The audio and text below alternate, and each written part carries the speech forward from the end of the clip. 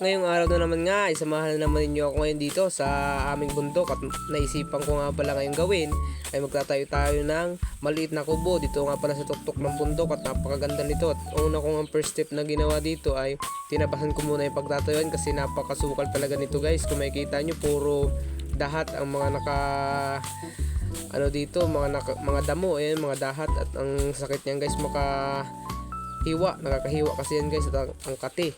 Dito tayo magkatayo ng bahay.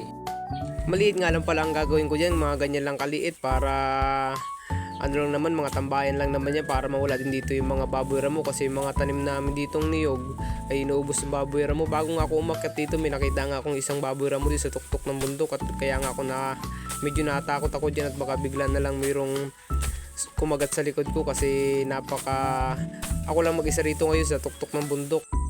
At ito nga guys, hindi ko kayo niloko at nandito ako ngayon sa tuktok at napakataas nga pala. Makikita rin natin dito yung bayan ng Santa Elena. Ayun yun sa may nausok na yun, yung bayan ng Santa Elena. Ayan, napakalayo dito guys sa bayan at napaka-relaxing dito guys. Napaka-natural, parang nature ba guys. Pagkatapos ko nga palang tabasan yung pagtatayuan natin ng maliit nating kubo ay agad na nga pala akong bumaba para maghanap ng mga gamit natin na panghaligi at mga panggagamitin natin pangkalap. Dito, ito may nakita nga pala akong isa, itong aking puputulin.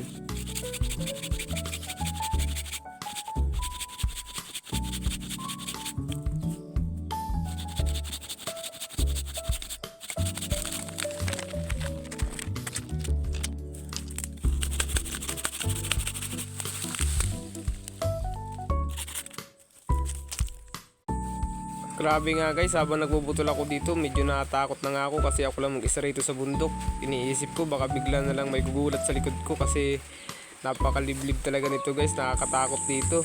At akin na nga tumunang hinakot dito sa may daan para dire-diretso na mamaya. Maya nga dyan guys ay biglang bumuhos na yung malakas na ulan at mukha nga pala hindi natin ito matapos sa ating ginagawa ngayon. At mukhang ipagbubukas na lang natin itong ating ginagawa kasi napakalakas nga ng ulan.